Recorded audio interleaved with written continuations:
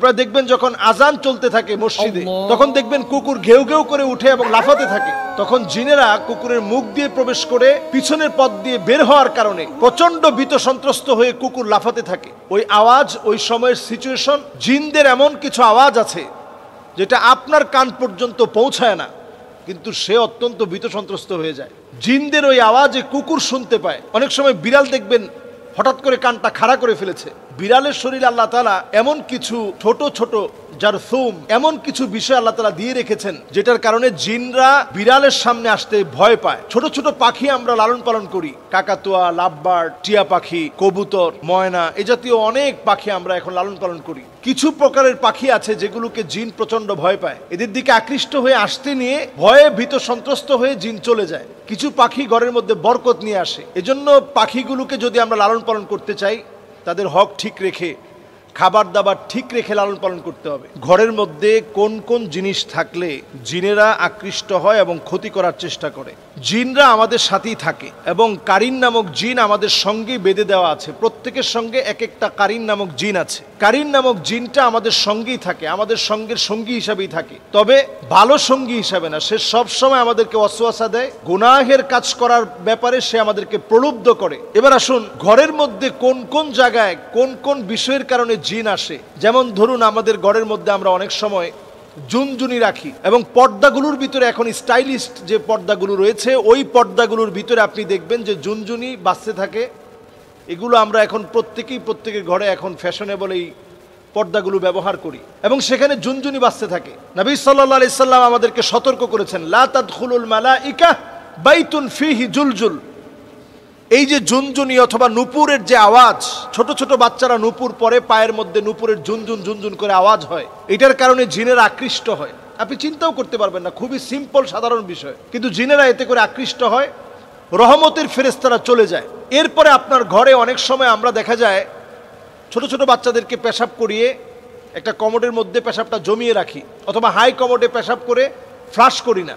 এই কারণে জিন আপনার প্রতি আকৃষ্ট হয়, ক্ষতি করার চেষ্টা করে। বাউলুন মুনকাতা, হাদিসের মধ্যে বলা হয়েছে যে কোথাও যদি পেশাব জমিয়ে রাখা হয় তাহলে ওই জায়গা জিনের কাছে পছন্দের জায়গা হয়। তাহলে এই জায়গায় পরিষ্কার পরিচ্ছন্নতাকে নিশ্চিত করা। এরপর নবী সাল্লাল্লাহু আলাইহি সাল্লাম আমাদেরকে হাদিসের মধ্যে জানিয়েছেন, জিলদু নামির, বিভিন্ন প্রাণীর চামড়াকে আমরা, মৃত প্রাণীর চামড়াকে আমরা ঝুলিয়ে রাখি। বিদেশ গেলে দেখবেন অনেকে হায়নার চামড়া নিয়ে আসে। এটা আপনি খুব স্বাভাবিকভাবে নিচ্ছেন অথবা মনে করছেন এই হায়নার চামড়া দিয়ে কালো জাদু করা হয়, অথচ এই চামড়া, বাঘের চামড়া, হরিণের চামড়া, বিভিন্ন চামড়া আমরা ক্যালিগ্রাফি হিসেবে অথবা একটা ওয়ালমেট হিসেবে আমরা আমাদের ঘরের মধ্যে সাজিয়ে রাখি। নবীজি সাল্লাল্লাহু আলাইহি ওয়াসাল্লাম সতর্ক করে গেছেন, এটা জিন ঘরের ভিতরে আকৃষ্ট হওয়ার একটা কারণ। নবী আলাইহিস সালাতু ওয়াস সালাম এরপর আমাদেরকে সজাগ সচেতন করলেন, জিন ঘরের ভিতরে আকৃষ্ট হওয়ার আরেকটা কারণ কাতিউ রাহিম, আত্মীয়তার সম্পর্ক যে ঘরের মধ্যে থাকে না, সন্তান হয়ে মাকে দেখতে পারে না, সন্তান হয়ে বাপকে দেখতে পারে না, সন্তান হয়ে আত্মীয় স্বজনের খবর তো নেয় না, নিজের ভাইয়ের খবর নেয় না, এইরকম ব্যক্তিদের ঘরে দুষ্ট জিনেরা আসে। রহমতের ফেরেশতারা এমন ঘরে থাকে না, দুষ্ট জিনেরা এই ঘরের ভিতরে আসে। এরপর নবী সাল্লাল্লাহু আলাইহি সাল্লামের হাদিস থেকে বোঝা যায় যে ঘরের ভিতরে পুতুল থাকে, তাসাউর, বিভিন্ন রকম মূর্তি থাকে, বিভিন্ন রকমের ছবি থাকে, এই ঘরগুলোর ভিতরে রহমতের ফেরেশতারা আসে না। এরপর হাদিস থেকে বোঝা যায় নবীজি সাল্লাল্লাহু আলাইহি সাল্লাম আমাদেরকে জানিয়ে গিয়েছেন, যেই ঘরের ভিতরে কোরআন তেলাওয়াত থাকে না, ওই ঘরের ভিতরে রহমত থাকে না। ওই ঘরটা একটা নির্জন বাড়ির মতো পড়ে থাকে, যে ঘরটার মধ্যে কোরআনুল কারীমের তেলাওয়াত হয় না। এজন্য ঘরের ভিতরে কোরআনুল কারীমের তেলাওয়াতকে ইনশিওর করা, প্রয়োজনে আপনি মোবাইল থেকে কোরআনুল কারীমের তেলাওয়াতকে ছেড়ে রাখুন, প্লাগ ইন কোরআন, সার্বক্ষণিক কোরআন তেলাওয়াত চলতে থাকে। এই ধরনের ডিভাইসগুলো এখন পাওয়া যায়। আপনি কোরআনুল কারীমের তেলাওয়াত আপনি ছেড়ে রাখেন, লাউডলি ছেড়ে রাখেন এবং শোনার চেষ্টা করেন। কোরআনুল কারীম তেলাওয়াত যখন বাজবে তখন অন্যমনস্ক না থেকে শোনার চেষ্টা করেন। সন্তানদেরকে অভ্যস্ত করেন। বাসার ভিতরে যখন খুব লাউডলি মিউজিক বাজানো হয়, এটা জিনদের আখড়ায় পরিণত হয়। এই জন্য মিউজিককে বাসা থেকে একেবারে নিষিদ্ধ করে দেন।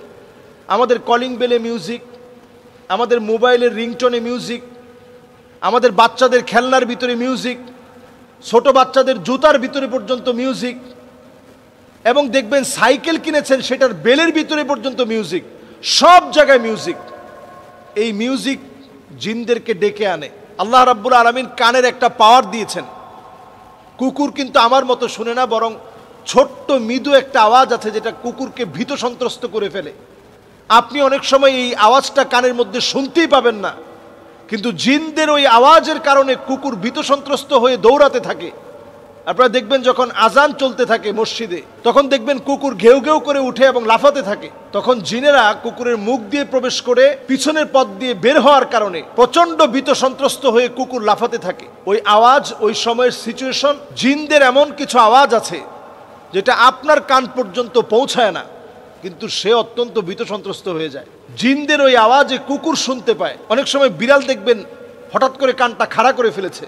বিড়ালের শরীরে আল্লাহ তাআলা এমন কিছু ছোট ছোট জারথুম, এমন কিছু বিষয় আল্লাহ তাআলা দিয়ে রেখেছেন যেটার কারণে জিনরা বিড়ালের সামনে আসতে ভয় পায়। ছোট ছোট পাখি আমরা লালন পালন করি, কাকাতুয়া, লাভবার্ড, টিয়া পাখি, কবুতর, ময়না, এ জাতীয় অনেক পাখি আমরা এখন লালন পালন করি। কিছু প্রকারের পাখি আছে যেগুলোকে জিন প্রচন্ড ভয় পায়। এদের দিকে আকৃষ্ট হয়ে আসতে নিয়ে ভয়ে ভীত সন্ত্রস্ত হয়ে জিন চলে যায়। কিছু পাখি ঘরের মধ্যে বরকত নিয়ে আসে। এজন্য পাখিগুলোকে যদি আমরা লালন পালন করতে চাই, তাদের হক ঠিক রেখে, খাবার দাবার ঠিক রেখে লালন পালন করতে হবে।